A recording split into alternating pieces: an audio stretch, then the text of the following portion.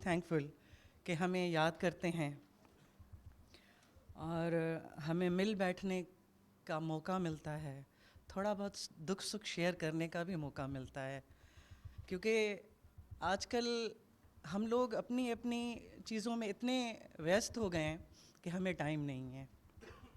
तो मैं बहुत बहुत शुक्रगुजार हूँ। सजण एहसानी है ये शाह अब्दुल लतीफ़ भटाई, जिनको मैं कहती हूँ कि कभी वो आशिक होते हैं, कभी हम उनके महबूब होते हैं। और ये एक बड़ा नाम है मेरी धरती का, क्योंकि मैं सिंध की पैदाइश हूँ। मुझे फ़ख्र है कि I am the daughter of soil from Sindh. त सजण ऐं साणीअ कंहिं अणासीअ विसरे, हैफ़ तिन्हनि ते होए वतन जिन विसारियो। मैं ट्रांसलेट करूँ या कुछ समझ में आ गया? भिटाई साहब यही कहते हैं कि सजण ऐं साणीअ, हम जो दोस्त हैं आपस में, जो हम एक दूसरे के साथ आज बैठे हैं, एक दूसरे को भुलाना ये हमारा कर्तव्य नहीं है। और जो अपनी धरती को भुला दे, अपने लोगों को भुला दे, उन पे शर्मिंदगी होती है, उन पे हैफ़ है। उसका मुझे सलीम साहब से पूछूंगी कि इसकी उर्दू में प्रॉपर माना क्या है। हैफ़, हाँ, उर्दू में भी होता है। कि उसके बाद मैं ये आपको ज़रूर बताऊंगी कि मेरी तो पहचान है हर पहचान से पहले। मेरी तो पहचान है हर पहचान से पहले। पाकिस्तान की शहरी हूँ पाकिस्तान से पहले। तो मैं कहीं से या मेरी कम्युनिटी कहीं से माइग्रेट करके नहीं आई। हम वो बहादुर लोग हैं कि जब पार्टीशन हो रही थी तो हमने मुल्क नहीं छोड़ा, क्योंकि ये मेरा मुल्क है, ये धरती मेरी है। और ये धरती कोई आज की नहीं। हम हिंदुओं में ये बिलीव किया जाता है कि जन्म, हमारे जन्म होते हैं 7 जन्म। मैं तो जन्मों से हूँ भाई। मेरे आबा व अजदाद, मेरा पूरा ख़ानदान, पता नहीं कि अब ये कौन सा मेरा जन्म चल रहा है। और मुझे फ़ख्र है कि मैं उस घराने से ताल्लुक़ रखती हूँ जिन्होंने पाकिस्तान बनाने में अपना कंट्रीब्यूशन किया। तो मुझे फ़ख्र है कि मैं उस घराने से भी हूँ, और मैं उस घराने से भी हूँ कि जिनको मेरे फादर इन लॉ को कैदो बंद में रखा गया और उनको थ्रेट किया गया कि भाई तुम यहाँ क्यों रह रहे हो, चले जाओ। तो जो उस वक्त का वो एसएसपी था या कोई भी था, तो बाबा ने उसको ये कहा कि मैं क्यों जाऊँ, बाहर से तो तुम आए हो और तुम मुझे कह रहे हो कि मैं यहाँ से चला जाऊँ, अपनी ज़मीन छोड़ के, अपनी मातृभूमि को छोड़ के मैं यहाँ से चला जाऊँ। तो मुझे फ़ख्र है कि मैं ऐसे घराने से भी ताल्लुक़ रखती हूँ, और मैं उस धरती से ताल्लुक़ रखती हूँ जहाँ पर मुझे फ़ख्र इस चीज़ का भी होता है कि हम जब साधु बेलो जाते हैं, उसके साथ एक और भी जज़ीरा है जहाँ पर शाम को हिंदू भी जाके दिया जलाते हैं और मुस्लिम भी जाके दिया जलाते हैं। मंदिर है, मस्जिद में बड़े हिकड़ो डियो। ये हम लोगों ने भुलाया हुआ है कि हमने कलर, अगर कहीं होली का कलर लग जाता है तो हमारा धर्म भ्रष्ट होने लगता है, मज़हब ख़तरे में आने लगता है। कलरों का कोई रंग नहीं होता। खजूर कब से मुसलमान हो गई और नारियल जो है कब से वो जो है हिंदू हो गया। हम कायदे आज़म की वो जो स्पीच थी 11 अगस्त वाली, या तो उसको निकाल दें कि यू आर फ्री, कि हम मंदिर भी जा सकते हैं, मस्जिद भी जा सकते हैं, वी आर फ्री। तो या तो हम उसको निकाल दें, या वो जो कॉन्स्टिट्यूशन ऑफ पाकिस्तान, मुझे इस चीज़ का भी फ़ख्र है कि मैं उस शहर से ताल्लुक़ रखती हूँ जिस शहर के कायद ने, जिसको हम कायदे अवाम कहते हैं, उन्होंने कॉन्स्टिट्यूशन ऑफ पाकिस्तान दिया। और मुझे फ़ख्र है कि एशिया की वो औरत जो पहली मुस्लिम वज़ीर आज़म थी, वो भी उसी लाड़काना से ताल्लुक़ रखती है। तो ये धरती तो मेरी इतनी ज़रख़ेज़ है कि जहाँ मेरी धरती पे कायदे आज़म पैदा हुए, जहाँ मेरी धरती पे जुल्फ़कार अली भुट्टो पैदा होते हैं। मैं किसी पार्टी की बात नहीं कर रही, मैंने इसीलिए थोड़ा सबका नाम नहीं लिया कि मैं ज़्यादा से ज़्यादा आप लोगों से मुखातिब होना चाहती हूँ। और वैसे ही पहले स्पीकर्स को तो टाइम दे दिया, और ये डिस्क्रिमिनेशन भी हमारी उससे में आ गई कि हमें थोड़ी देर के लिए बोलना है, यहीं से फ़र्क शुरू हो गया है। तो मैं आपसे मुखातिब हूँ क्योंकि आप हमारा आइंदा हो। मेरी पाकिस्तान की, मेरी सिंध की, मेरी धरती की आप लोग पहचान हो। आप जब यहाँ से पास आउट होके निकलेंगे तो आपका, हमारे घरों में भी वही सोग होता है जो शायद आप लोगों के, जो उनके बिलीवर हैं, उनके पास होता है। हम खुद, मैं न्याज करती हूँ, मेरे बच्चे करते हैं, मेरे हस्बैंड करते हैं, मेरी पूरी इंटायर फैमिली करती है। I am from Larkana. मैं आपको कभी कोई आ जाए, मैं उनको दिखाऊं कि जब मुहर्रम होता है तो मेरी धर्मशाला में तकरीबन इन 3 दिनों में या 4 दिनों में हज़ारों की तादाद में देगें और सबील चलती है। ये सिंध का डीएनए है। ये मैं इसलिए बता रही हूँ कि पता होना चाहिए कि एक दफ़ा बीच में ये जब होली आई थी तो किसी यूनिवर्सिटी में बैन लगाया कि होली नहीं मनाएंगे, क्योंकि रंगों का भी तो मज़हब हो गया है ना, रंगों का भी धर्म हो गया है। लेकिन मुझे अच्छा लगा कि और दूसरे हमारे जो तालिब इल्म थे या दूसरे जो हमारे यूनिवर्सिटीज़ थी, उन्होंने कहा कि ये होगी। अगर पाकिस्तान में हम रह रहे हैं तो मेरा भी फंडामेंटल राइट वो ही है जो कॉन्स्टिट्यूशन ऑफ पाकिस्तान ने मुझे दिया है। नहीं तो हम इन चीज़ों को निकाल के फेंक दें कि भाई you are not allowed, we are not allowed here. अगर मैं एडिशनल एडवोकेट जनरल हूँ तो मैं किसी बाहर वाले को तो रिप्रेजेंट नहीं कर रही। अगर मैं members and public service commission हूँ, जब मेरे पास बच्चे आते हैं तो हमने कभी ये नहीं सोचा कि ये इंटरव्यू देने वाला ये बच्चा कौन है। मैं तो सिर्फ ये देखती हूँ और सोचती हूँ कि उसमें काबिलियत कितनी है। ये मेरी धरती का बच्चा है, ये मेरे देश का बच्चा है। तो क्यों नहीं हम आपस में मिल के बैठ के इन चीज़ों पे बात करें। थोड़ा बहुत भी जो लॉज बने या कानून में अमेंडमेंट हुई, वो सिर्फ सिंध में हो रही है। हेट मटेरियल के लिए भी हम लोग काम कर रहे थे, और वो भी थोड़ा बहुत चेंज हुआ है, तो वो सिंध में ही हो रहा है।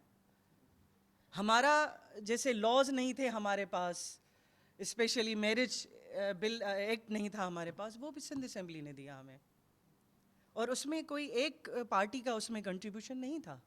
आई एम थैंकफुल कि उसमें सब पार्टियों का कंट्रीब्यूशन था, सब बैठे। अगर हमें यहीं जीना है, अगर यहीं मरना है, तो ये डिस्क्रिमिनेशन कैसी? हमारे यहाँ तो फिर भी टॉलरेंस है। मुझे तो हैरानगी होती है कि जब भी मैं जाती हूँ इस्लामाबाद या लाहौर, मैं बिंदिया ज़रूर लगाती हूँ, इसलिए कि पता चले कि हम भी हैं, हम भी यहाँ एग्जिस्ट करते हैं। तो मुझे कहते हैं वेलकम टू पाकिस्तान। अभी रिसेंटली मैं गई फ्लटीज़ होटल में मेरा स्टे था, तो पहले तो कल्पना, अब कल्पना होगी तो ये मोदी की कज़न होगी या उसकी कोई होगी। भाई मेरा कोई काम नहीं है उससे, वो होगा अपने मुल्क का। मैं कल्पना हूँ, मैं सिंध की बेटी हूँ, मैं पाकिस्तानी हूँ, और मैं इस चीज़ पे फ़ख्र भी करती हूँ। तो मैं आप सब से ये रिक्वेस्ट ज़रूर करूँगी कि और कुछ भी नहीं करें, पर वो जो हुजूर साईं के इरशादात हैं कि अगर आपकी ज़बान से, आपके हाथ से, आपके किसी अमल से किसी की दिल आज़ारी होती है, तो मैंने कहीं पढ़ा था कि क़यामत के दिन मेरे हाथ होंगे और आपका गिरेबान होगा, हमारे वकील वो होंगे। हमारे वकील वो होंगे। आगे हमें सोचना है कि हमने एक दूसरे के लिए क्या करना है। कोई ज़रूरी नहीं है कि हम मज़हब के स्लोगन को लेके और नफ़रत का चूरन बेचें। ये नफ़रत का चूरन ही तो है कि आज हम डिवाइडेड हैं। आज हमारे मुल्क के ऊपर जिस तरह की आपत्ति आई हुई है, तो हम अगर इस तरह ही डिवाइडेड होंगे, क्या हम अपने मुल्क को बचा सकेंगे? मज़हब के नाम पे हम अगर डिवाइडेड होंगे तो बचा सकेंगे? कभी नहीं। हाँ भाई, मैं ठीक है, आ गया। तो मेरी एक रिक्वेस्ट है, मेरी एक विनती है कि कल्पना अगर आप उसको आशा कह दें तो आशा भी है। तो आशा जो है वो उम्मीद भी है और कल्पना भी उम्मीद है। तो हम आशा भी हो सकते हैं, हम कल्पना भी हो सकते हैं, हम क्रिश्चियन भी हो सकते हैं, हम पाकिस्तानी हैं। इन चीज़ों को हम थोड़ी देर के लिए साइड कर देंगे, तो हमें सिर्फ जब भी बात हो तो वो पाकिस्तान की होगी। और जब तक ये मुल्क है, अगर हम ये चीज़ें निकालेंगे नहीं तो हम अपने मुल्क को, अपने लोगों को, अपनी धरती को नहीं बचा सकेंगे। बहुत बहुत शुक्रिया।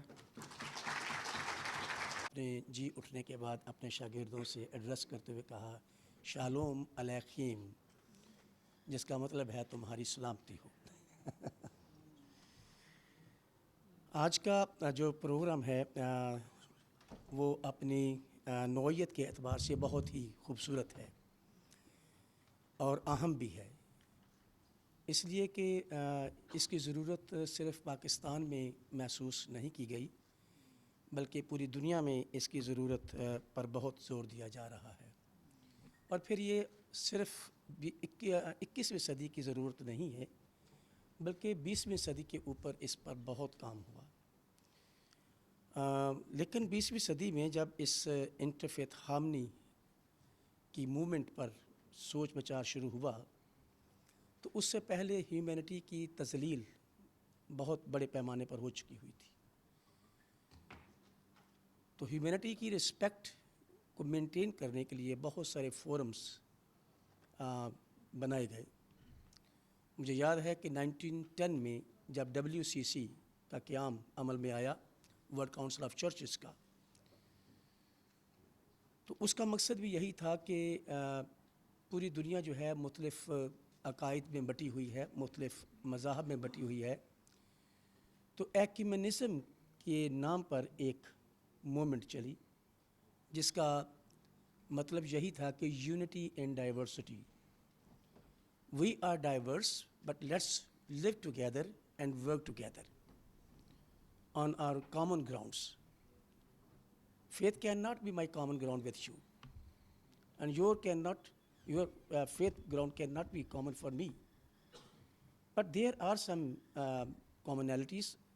करता पुरुष निर्भव निर्वैर, अकाल मूरत अजूनी से भंग गुर प्रसाद। जप आद सच जुगाद सच, है भी सच नानक होसी भी सच। सबसे पहले मैं बहुत शुक्रगुजार हूँ वफाकी वज़ीर मजहबी अमूर जनाब अनीक अहमद साहब का और उनकी पूरी टीम का, कि जिन्होंने आज एक कराची शहर में इतना एक अच्छा गुलदस्ता, जो कि एक पाकिस्तान का खूबसूरत चेहरा है आपके सामने, वो इन्होंने मिलके कराची में आज सजाया है। मैं बहुत शुक्रगुजार हूँ कराची यूनिवर्सिटी का और उनके वाइस चांसलर और जो भी उनके डिपार्टमेंट के हेड्स यहाँ पर बैठे हैं उनका, कि कराची यूनिवर्सिटी में अक्सर काफ़ी प्रोग्राम में हम शिरकत करते हैं, पर ये पहली बार ऐसा प्रोग्राम जो मेरा ख्याल है कि मिनिस्ट्री की तरफ से होटल्स में बड़े बड़े तो रखा जाता है, लेकिन कराची यूनिवर्सिटी में आज फर्स्ट टाइम मिनिस्टर साहब की मेहरबानियों से ये प्रोग्राम आज ऑर्गेनाइज़ हुआ है। और जितने भी हमारे ऑनरेबल गेस्ट यहाँ पर मौजूद हैं, cardinal Joseph Coutts sahab, bishop Frederick John साहब, मुफ्ती मुनीबुल रहमान साहब, मोहसिन नकवी साहब, हमारी बड़ी सिस्टर कल्पना देवी साहिबा और सारे हम इकट्ठे ही होते हैं। और जहाँ पर भी बैनुल मज़ाहिब और इंटरफेथ की बात आती है तो इस कराची शहर का ये गुलदस्ता है, एक खूबसूरती है जो हम अपनी अपनी कम्युनिटीज़ को जाके रिप्रेजेंट करते हैं। तो सबसे पहले तो मैं ये बताना चाहूँगा कि पाकिस्तान जो सिख धर्म के मानने वाले हैं उनके लिए एक पाक पवित्र धरती है, क्योंकि पाकिस्तान में ही हमारे जो सिख रिलीजन के बानी गुरु नानक देव जी और सिख रिलीजन के फाउंडर, उनका बर्थ प्लेस जन्म स्थान पाकिस्तान की इस धरती ननकाना साहब पे मौजूद है। और इसी तरह जो करतारपुर कॉरिडोर हुकूमत पाकिस्तान की तरफ से 2019 में जो करतारपुर कॉरिडोर बनाया गया, मैं समझता हूँ कि सबसे बड़ी एक एग्जाम्पल है कि पाकिस्तान में तमाम मज़ाहिब के मानने वाले जो लोग हैं यहाँ पर रहते हैं और उनको मुकम्मल आज़ादी और तहफ़्फ़ुज़ हासिल है। इसकी सबसे बड़ी एग्जाम्पल करतारपुर कॉरिडोर है जो कि सिख यात्रियों के लिए खोला गया। और आप देखें कि हुकूमत पाकिस्तान का इतना बड़ा ये इक़दाम था जिसमें 5000 यात्री एक दिन में जो है अलाउ किए गए थे, जो हिंदुस्तान से बग़ैर वीज़ा के करतारपुर साहिब के दर्शनों के लिए आ सकते हैं। तो मैं समझता हूँ कि हुकूमत पाकिस्तान ने जो पाकिस्तान में बसने वाली रिलीजस माइनॉरिटीज़ हैं उनके लिए बहुत अच्छे काम किए। ख़ास तौर पे मिनिस्ट्री ऑफ रिलीजियस अफेयर और इंटरफेथ हारमोनी की तरफ से बहुत अच्छे प्रोजेक्ट्स जो हमारी सिख कम्युनिटी को दिए गए। और गुरु नानक साहब की जो आखिरी आरामगाह थी वो करतारपुर साहब है। तो दुनिया भर में जहाँ पर भी मैं जाता हूँ, यूएसए, कनाडा, यूरोप या और कंट्रीज़ में भी मेरा विज़िट अक्सर होता है, तो वहाँ पर गुरुद्वारों में जब मेरे लेक्चर्स होते हैं तो मुझे ऐसे ऐसे हमारे सिख बरादरी के लोग मिलते हैं जिनका ताल्लुक़ पार्टीशन से पहले पाकिस्तान की इस धरती से था। तो आज भी वो तरसते हैं कि हम ननकाना साहब के दर्शन को आएँ, करतारपुर साहब के दर्शन को आएँ। और जितने भी यहाँ पर हमारे हिस्टोरिकल प्लेसेस हैं, महाराजा रंजीत सिंह जो शेर पंजाब थे, उनका इतिहास, उनकी पूरी हिस्ट्री इस लाहौर पाकिस्तान में मौजूद है। इसी तरह जितने भी और हमारे हिस्टोरिकल गुरुद्वारे हैं, पंजा साहब, गुरुद्वारा डेरा साहब, हर सिख दुनिया भर में जहाँ भी वो बसता है, मैं समझता हूँ कि उसका दिल पाकिस्तान आने के लिए धड़कता है और वो उनकी एक ख्वाहिश होती है कि हम अपनी उम्र में जितनी भी हमारी ज़िंदगी है पाकिस्तान की इस धरती को माथा टेकें और यहाँ से हम दुआएं लेके जाएं। तो इससे बड़ी एग्जाम्पल क्या हो सकती है कि पाकिस्तान में इतने सिख यात्री साल में 4 मरतबा आते हैं और अपनी यात्रा करके यहाँ से जाते हैं। तो तमाम धर्म हमें मोहब्बत का और इंसानियत का दर्स देते हैं।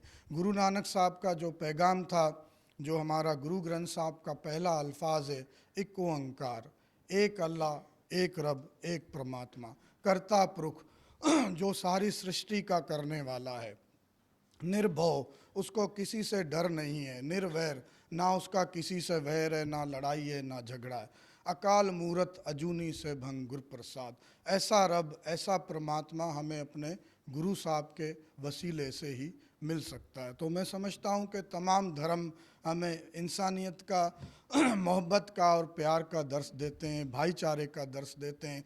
और सबसे बड़ी इंटरफेथ की जो मिसाल है वो सिख धर्म में मैं आपको बताता चलूँ कि जो गोल्डन टेम्पल हरमिंदर साहब, जो हमारे लिए बहुत बड़ा स्थान है, अमृतसर पंजाब में वाक़िया है, जब उसकी उसारी हो रही थी तो हमारे 5वें गुरु गुरु अर्जन देव जी ने उसकी जो स्टोन है हज़रत मियाँ मीर से रखवाई।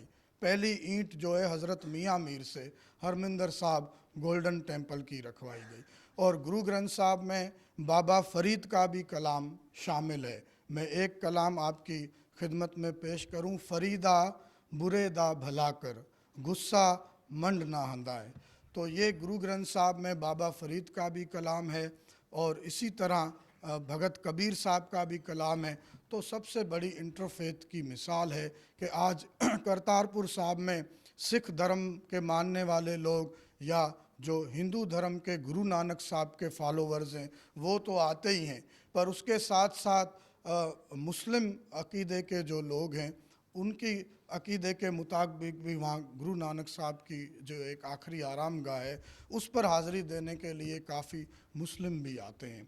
तो मैं समझता हूँ कि अगर ये बातें बताई जाएं, कायदे आज़म मोहम्मद अली जिन्ना ने जब 11 अगस्त 1947 की दस्तूर साज असम्बली से खिताब करते हुए कहा था कि go to your mosque, go to your temple, जितने भी मज़ाहिब के लोग पाकिस्तान में बसते हैं उनको मुकम्मल आज़ादी और तहफ़्फ़ुज़ हासिल होगा और वो अपने अपने अकायद के मुताबिक अपनी अपनी इबादत गाहों में जाने के लिए आज़ाद होंगे। मैं समझता हूँ कि जब हमारे बड़ों ने पाकिस्तान की धरती को चुना और यहाँ पर रहने का फ़ैसला किया और वो माइग्रेट नहीं हुए, तो इस वजह से किया कि कायदे आज़म ने इंश्योर किया था कि आपको यहाँ पर मुकम्मल तहफ़्फ़ुज़ और आज़ादी हासिल होगी।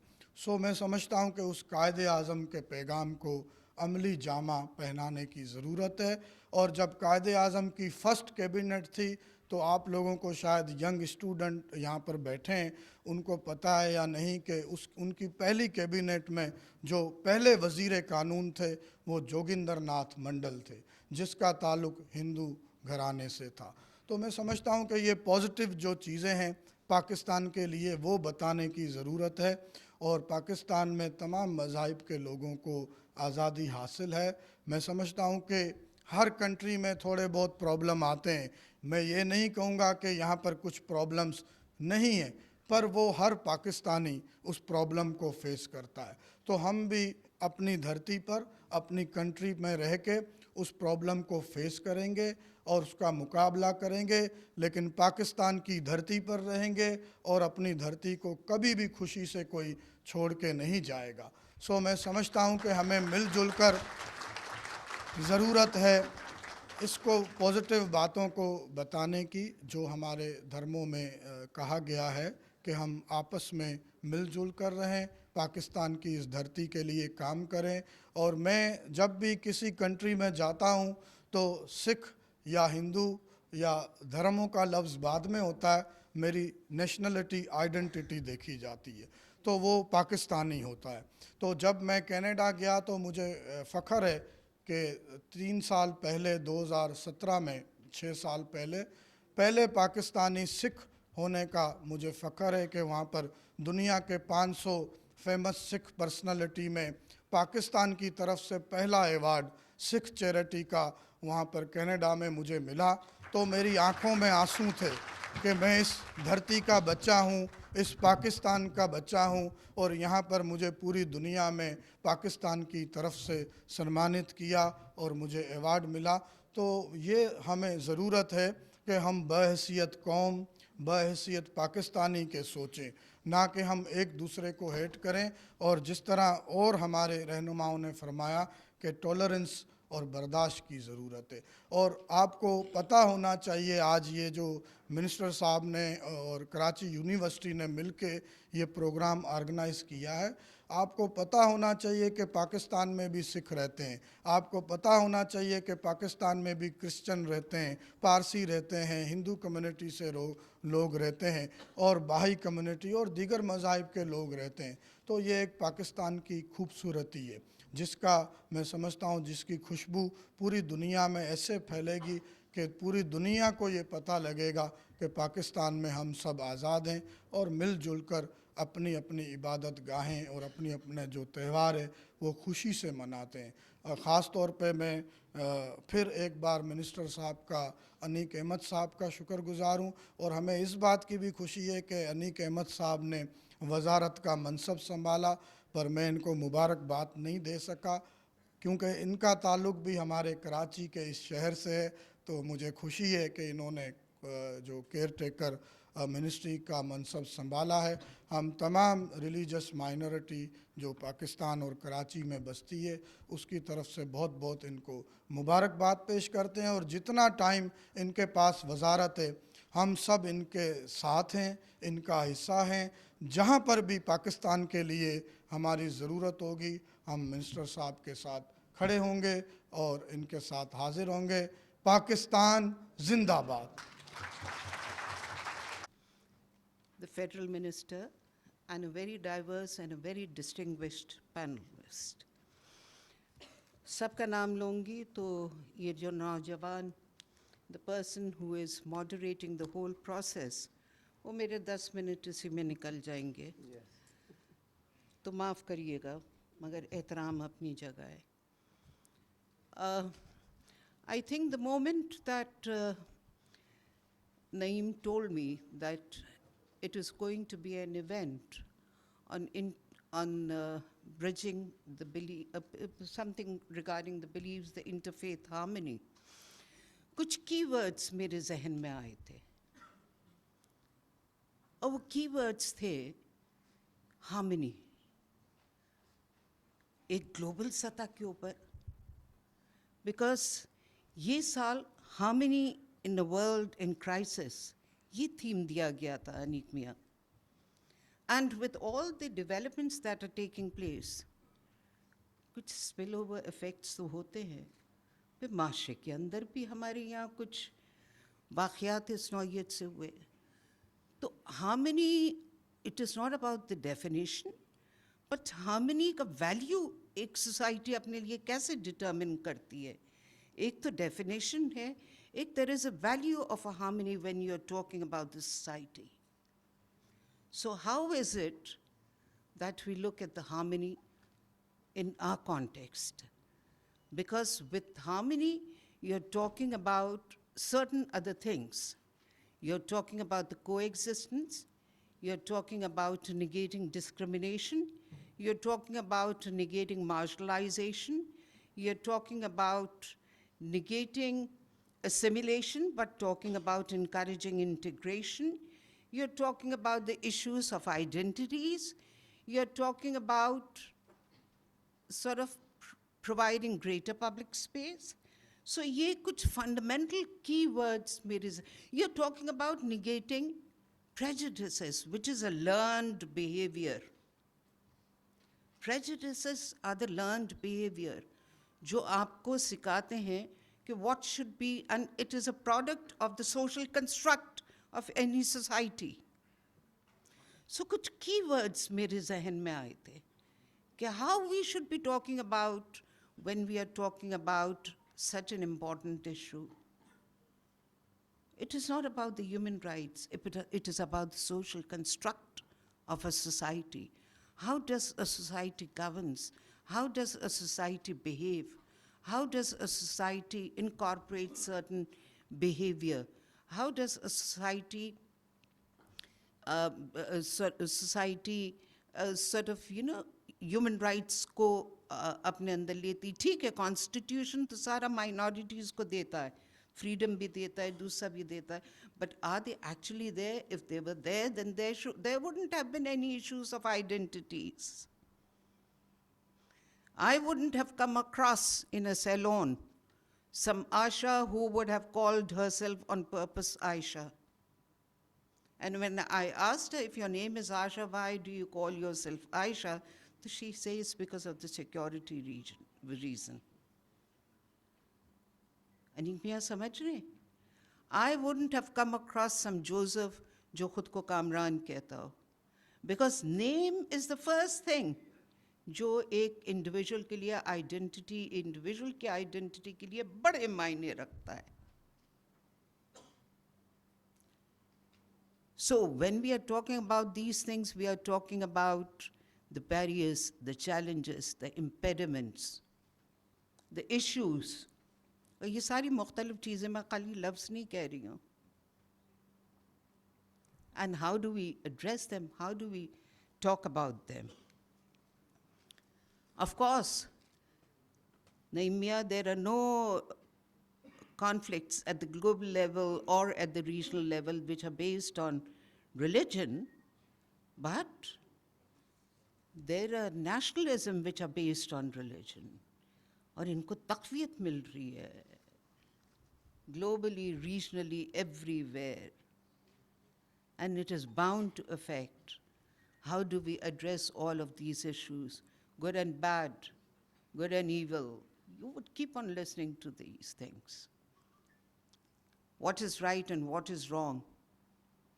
How do we identify ये अच्छा रवैया, ये अच्छी चीज़ है, ये अच्छे social values हैं? How do you determine what are good values, social values in a society and the bad values? And that would determine how much space you would be giving to the people of other minority religions. So I think these are very fundamental issues which needs to be looking into. I'm not talking about other things, but I'm talking about some of the fundamental things. Of course, there's a majority, because it is a majoritarian society. Mufti Munibur Rahman sahab, cardinal John Coutts sahab, Joseph Coutts sahab, bishop Frederick John, Mrs Kalpana Devi, professor doctor Khalida Ghaus sahiba, doctor Naeem Ahmad, students, faculty members, Assalamu alaikum and very good morning to all of you. Interfaith harmony का topic बहुत ही relevant है, ख़ास तौर पे इस वक्त जब मुल्क एक पुराशोभ दौर से गुज़र रहा है. मैं समझती हूँ कि यूनिवर्सिटी लेवल पे इस किस्म की डिबेट की बहुत सख्त ज़रूरत है. बेसिकली इंटरफेथ हारमनी डायलॉग है, यानी मुकालमा है, और मुकालमे का मकसद क़तन ये नहीं है कि हम ये साबित करें कि हमारे मज़हब की क्या फ़ौक़ियत है या हमारे मज़हब में क्या है और दूसरे मज़ाहिब में क्या नहीं है. बेसिक ऑब्जेक्टिव तो यही है कि एक तरह से हम आहंगी या अंडरस्टैंडिंग पैदा की जाए, तालिब इल्मों के दरमियान भी एकेडमिक लेवल की एक डिबेट हो. क्योंकि जो मसाइल इस वक्त पाकिस्तान, जिन मसाइल के पाकिस्तान को दरपेश हैं, न सिर्फ पाकिस्तान को बल्कि तमाम ममालिक में जहाँ पे भी रिलीजियस माइनॉरिटीज़ हैं, नॉन एक्सेप्टेबिलिटी डेवलप हो रही है. मेजॉरिटी रिलीजन जो कहीं पे भी है उसके लिए माइनॉरिटीज़ नॉन एक्सेप्टेबल हैं. किसी भी सूरत में अपनी मजहबी सुपीरियॉरिटी को इम्पोज़ करना, मेरे ख़्याल है कोई मज़हब इसकी इजाज़त नहीं देता, ना इस्लाम ना कोई और मज़ाहिब. मकसद सिर्फ यही है कि किसी तरह से यंग लोगों में, यानी नौजवान तबके में एक अंडरस्टैंडिंग डेवलप हो कि, और जिसको हम टॉलरेंस का नाम देते हैं, बर्दाश्त. और ये अदम बर्दाश्त ही है जो आखिर या जो एक तरह से डेवलप होके तशद्दुद की तरफ चला जाता है. मैं ये नहीं कहूँगी कि मेरा मज़हब बेहतरीन है, चाहे मैं इस पे बिलीव कितना ही मेरा स्ट्रॉन्ग क्यों ना हो. तमाम मज़ाहिब की अहमियत है, और शायद ये चीज़ हमारे मज़हब ने हमको ये सिखाई है कि तमाम मज़ाहिब की अहमियत है और उनकी इज़्ज़त की जाए. पाकिस्तान का कॉन्स्टिट्यूशन भी इस चीज़ की बहुत सही क्लियर रिफ्लेक्शन है कि तमाम माइनॉरिटीज़ की राइट्स मौजूद हैं. जो चीज़ हम देख रहे हैं वो ये कि तंग नज़री, असल में तंग नज़री ही तशद्दुद का रास्ता खोलती है. हमें एक वसी क़ल्बी के साथ और वसी नज़र के साथ देखने की ज़रूरत है कि दूसरे मज़ाहिब में भी सब्र, बर्दाश्त और उसकी क्या अहकामात हैं. किसी भी सूरत में अपने मज़हब को इम्पोज़ करना, मेरे ख़्याल है यही तंग नज़री है. दूसरे मज़ाहिब को रहने की इजाज़त हमारे कॉन्स्टिट्यूशन और हमारे मज़हब दोनों ने दी है. और यही चीज़ें आगे बढ़ के हम देखते हैं कि सियासी उसका जो एक वबाल की तरह से बहुत सारी जगहों पे रिलीजियस एक्सट्रीमिज़म की फॉर्म में नज़र आ जाता है. न सिर्फ ये कि तमाम मज़ाहिब बल्कि तमाम फ़िरक़े, सबकी अहमियत उतनी ही अहम है जितनी मज़ाहिब की है. बिलीव के ऊपर किसी भी सूरत में कोई शख्स, मैं समझती हूँ कि बिलीव ऐसा एक इंसान की इनर इंस्टिक्ट होती है कि वो उसके ऊपर कॉम्प्रोमाइज़ इतनी आसानी से नहीं करता. रवैये इंसान को मज़ीद सख्त बनाते चले जाते हैं. इस वक्त इस चीज़ की बहुत अहमियत है कि इंसान अपने रवैये से दूसरे लोगों को इन्फ्लुएंस करे, ना कि ज़बरदस्ती उसको इम्पोज़ किया जाए. और जो बहुत अहम एक मैं समझती हूँ कि फ़ीचर पाकिस्तान की यूनिटी का वो यही है कि हम सब मिल के पाकिस्तान की यूनिटी के लिए काम करें, बजाय इसके कि हम किसी को अलग करें कि ये इस मज़हब से ताल्लुक़ रखते हैं तो ये इस मुल्क की तरक्की में कोई किरदार अदा नहीं कर सकते। मेरा ख़्याल है कि ये हमें अपने नौजवान तबके को समझाने की ज़रूरत है, और इस किस्म की कॉन्फ्रेंसेस का बेसिकली मकसद ही यही होता है कि आप सब लोग अगर ये बात समझ जाएं तो आप हमारे एम्बेसडर बन जाएंगे, आप इस आइडिया के एम्बेसडर बनेंगे और आप मज़ीद लोगों को ये बात पहुंचा सकेंगे कि रिलीजियस टॉलरेंस हम सब के लिए, इस मुल्क के लिए कितना अहम है। और ये मेरा ख़्याल है कि मैं उम्मीद करती हूँ कि जो स्पीकर्स हैं वो बहुत काबिल, मैंने ये लिस्ट आप देख सकते हैं कि इंतहाई काबिल और अपनी अपनी एरियाज़ के एक्सपर्ट्स यहाँ पे मौजूद हैं। वो आप लोगों को ये बात उम्मीद है कि समझाएंगे और आप समझ सकेंगे कि सिर्फ़ और सिर्फ रवादारी ही इस मुल्क की बका के लिए ज़रूरी है। इस वक्त मेरा ख़्याल है कि अनीक साहब का भी शुक्रिया अदा करूँ, मुफ्ती मनियूर रहमान साहब का भी, कि उन्होंने अपने बिज़ी स्केड्यूल में से टाइम निकाला, और उम्मीद है कि इस सैर हासिल गुफ्तगू से आप कोई अच्छा सबक लेके जाएंगे इंशाल्लाह। Thank you very much.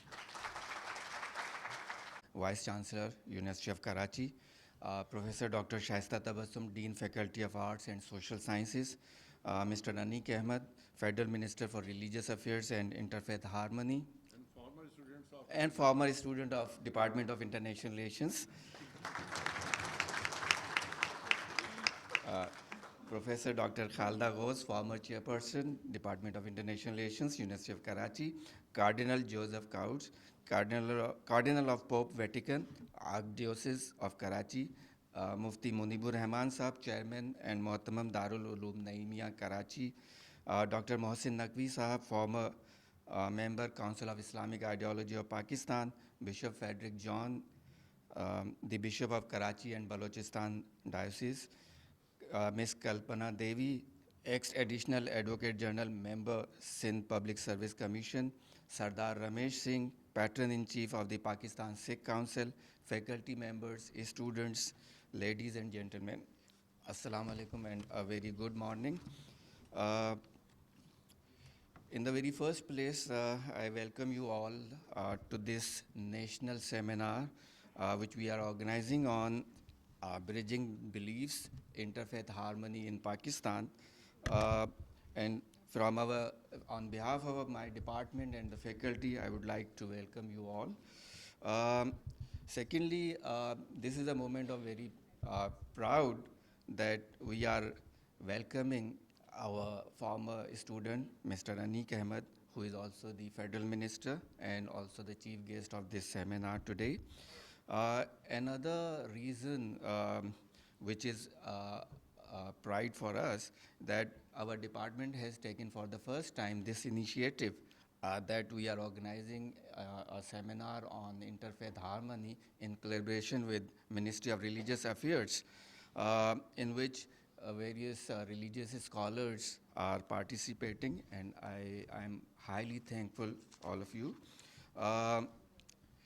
Secondly, this is a very important fact that all the religions of the world, they teach us the lesson of peace and harmony.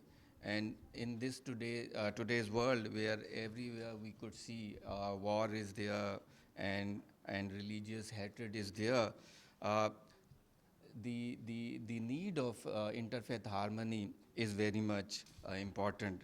And in order to highlight this issue at the global level, we could see the United Nations celebrates the week of interfaith harmony every year in the month of February, and encourages states to organize and encourage the message of peace in voluntary